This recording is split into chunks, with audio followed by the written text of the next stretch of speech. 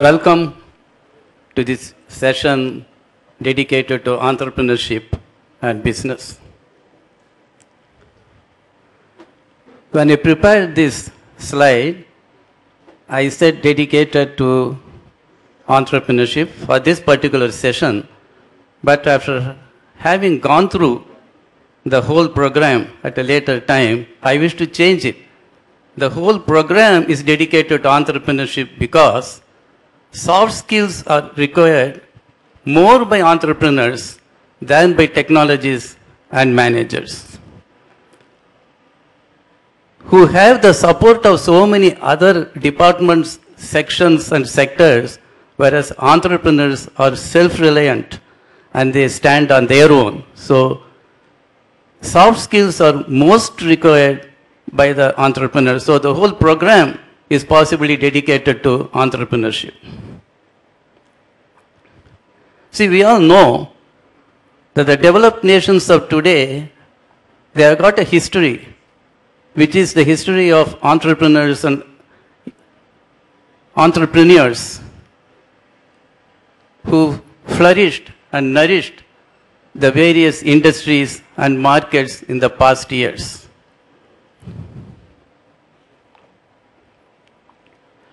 Today,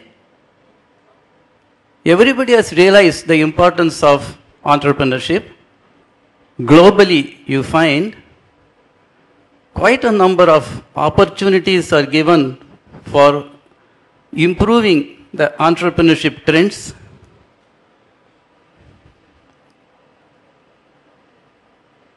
By government agencies as well as non-government organizations.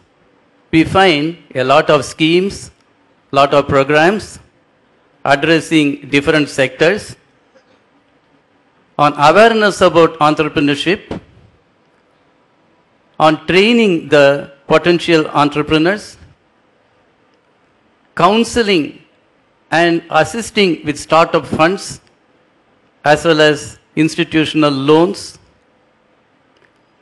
And there are cases, there are organizations who also go a step further and assign trained, accredited mentors to assist the budding entrepreneurs during the first couple of years of maybe difficult existence.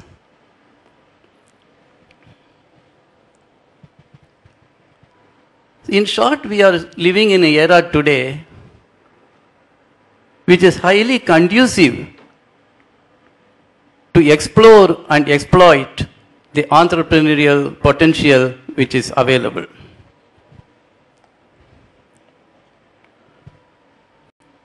I wish to deviate from a prepared PPT for two reasons. One, everybody is stopping exactly at 20 minutes. I don't want to overdo. Secondly, most of the points have been already spoken about. I don't want to repeat. But I want to make this session integrate into the overall picture by assuming that what you have learned during the past sessions and what we are going to listen in the future sessions are contributory to entrepreneurship development. I wish to touch upon a few very important aspects of being an entrepreneur. One, an entrepreneur should look for opportunities all the time. What others miss, he should be able to hit upon. It may be a requirement of a product in a particular market or requirement of a service in another sector.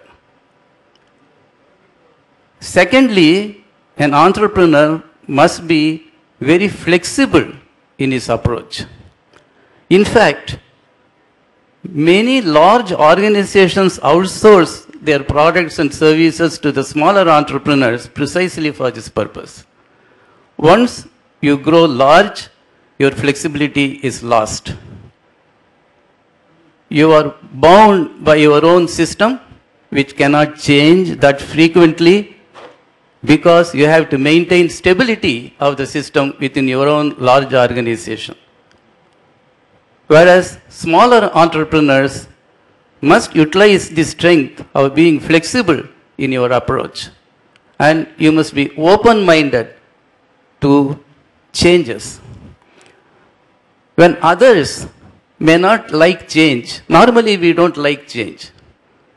That's why, in schools also, there are some boys who sit in the same chair for 3-4 years. Basically, we don't like changes, but an entrepreneur should like change. That is the spirit of entrepreneurship. And we normally like to work within our own comfort zones, but an entrepreneur should be prepared to go out of the comfort zone and seek new horizons. This is the way in which you can develop your internal entrepreneurship spirits. Another very important aspect which may not be touched upon by earlier or later speakers is your accountability. An entrepreneur should be prepared to be accountable for all his or her actions. Here, I have seen many people who want to become entrepreneurs, and when you ask them, why do you want to become an entrepreneur? You are a fairly well-paid manager in a company. They say, sir, I want to be my own boss. They imagine by becoming an entrepreneur, they need not answer any boss, except possibly in the house to the wife or the husband, who is eternal bosses. But in reality, an entrepreneur has many bosses.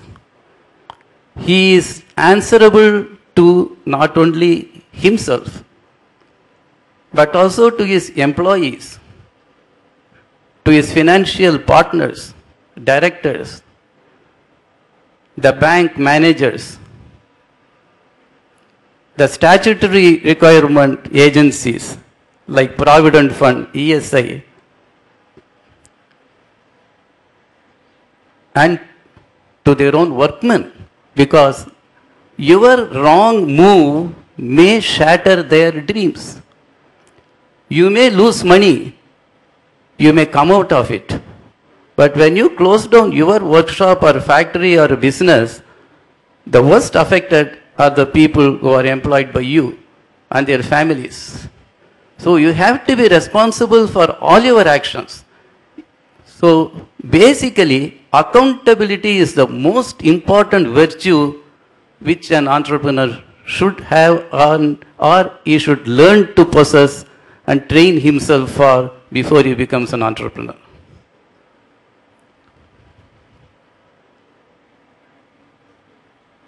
Another point which is not, even when you get a loan from the bank, they don't insist on it, is your understanding of fundamental accounts. In fact, there is a program which we conduct which is known as Accounts to Accountability. You must know the fundamental accounts. You may employ somebody to keep your accounts, but you must know how to audit it yourself instead of a third-party auditing, which is very important because that gives you an idea about what you are doing, where your organization is going, and when to correct it, not at the end of the year. The audited statement is only a post-mortem analysis, whereas there is a management audit which should go day by day, hour by hour. So you must pick up some accounting skills. Then, another important point, ethics. Somebody is going to talk on business ethics, I know that, later. But ethics, if you look at the history of organizations around the world, you find only those organizations which have maintained ethics in all their dealings have sustained the various flexibilities, market ups and downs, political upheavals, world wars, internal wars, and so on. Because when you start a business, As I was mentioning, you start it with a need of the society or a portion of the society or a sector of the society. Unless your products and services are required, you can't be a successful businessman. You must choose a product or service that has got a ready requirement. There is a need for it. It's a need-based service or need-based product. When your products and services are not acceptable to the society for unethical reasons which go into either manufacturing or distributing or labeling or marketing, advertising, sooner than later, your organization will be rejected by the society. This we have seen over and over again many times. Today we find number of organizations offering you assistance in setting up businesses. So I do not want to repeat it again here. It is all available on the website. It is available with MSME. It is available with some private organizations also, which you see every day in the papers. How to start an industry, how to set up a business and all that. But what you have to do internally is more important than what you get externally. It's very, very easy to get a loan up to 50 lakhs today in our own Chennai without collateral, with only a little margin if you have got a very viable project. But how you utilize it, how best to make use of that to create an empire out of it, that is what is very important. I request you to go through the history of the large industries today, whatever it may be, and find out how they started, where they are here today, and what problems they faced. That's also very important. So I want to tell, I'm skipping over.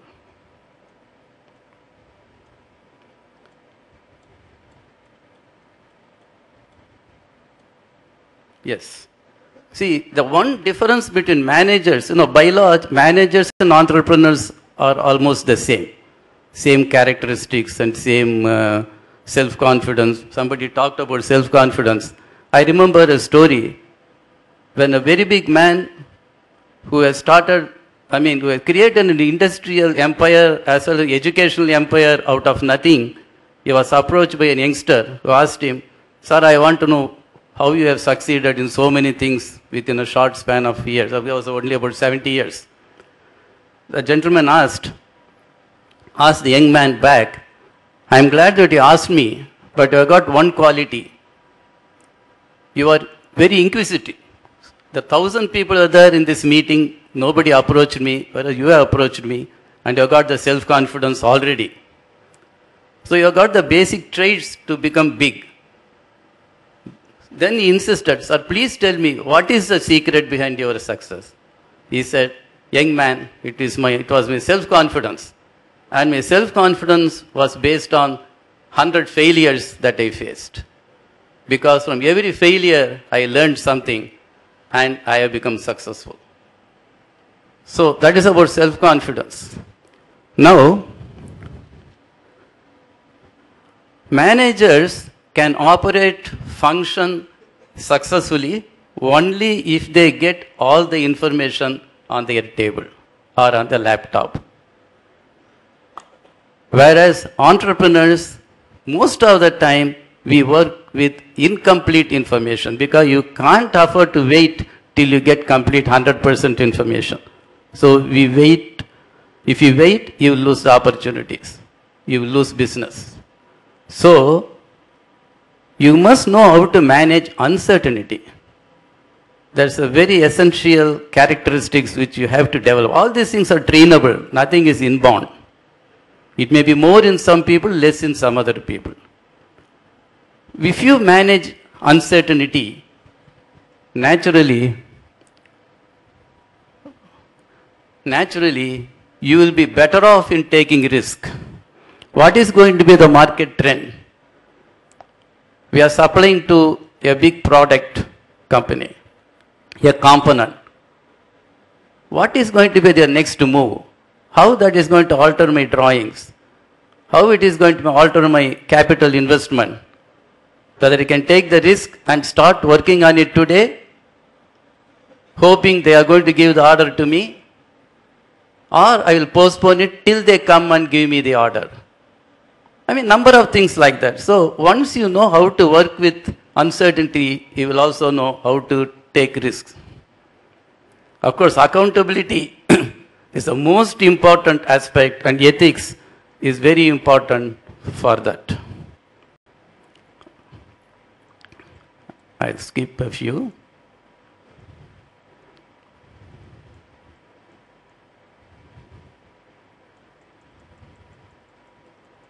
All these things are available, so I don't want to repeat it.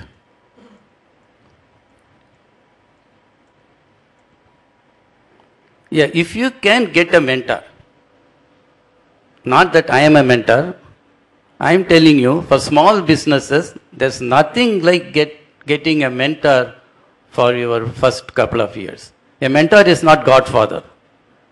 He has no, I mean, Nina John has gone. She has been one of the outstanding mentors with an organization, national organization, along with me. No, 3 mentors, but anyway, here. Okay. So, you must try to get a mentor, even if you are working in an organization, you are trying to leave that organization to set up your own business, try to get a mentor from your parent organization who can guide you during the initial years. Yes. I will touch upon the common causes for failure. Normally we don't talk about failures that much. Most common failure internationally, about 75% of the project failure is because of lack of a viable project, viable concept. Your business idea should be viable. You must evaluate it over and over again, open-mindedly, and then try to change it, either completely or partially. The second comes low or lack of market knowledge. Before you start your business, you must know your market. Where are you going to set it up? Which sector you are going to address? Whether same service can be done for more than one sector, and which is more profitable.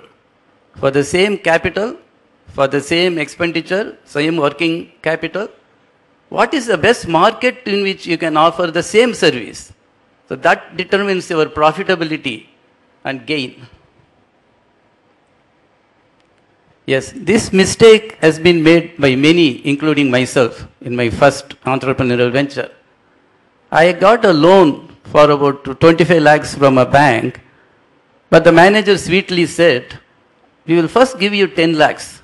As you progress, we will increase it. We took it and lost those 10 lakhs also. You must have absolute conviction about your project. The project also includes not just concept, but the cost. If you are absolutely convinced about the cost and worked it properly, you should not take even 1 rupee less than what you require. That is adequate. Adequate is exactly what you require for running your business. If you take less, you will end up in loss. Yes, general business know-how. The entrepreneurs, I find at least a few of them are left behind. You are interested in entrepreneurship, you are potential entrepreneurs. You must train yourself with business skills, business know-how. Yes. Another thing is, if you are not listened to any of these things what have been spoken so far about soft skills, that will also cause you a business loss and failure.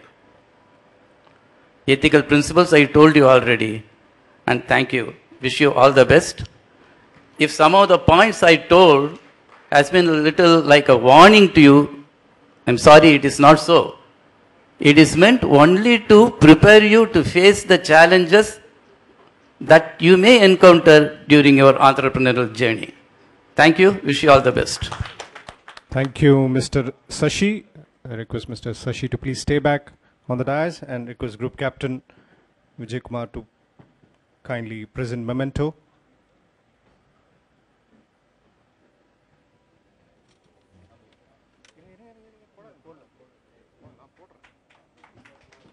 Thank you, sir.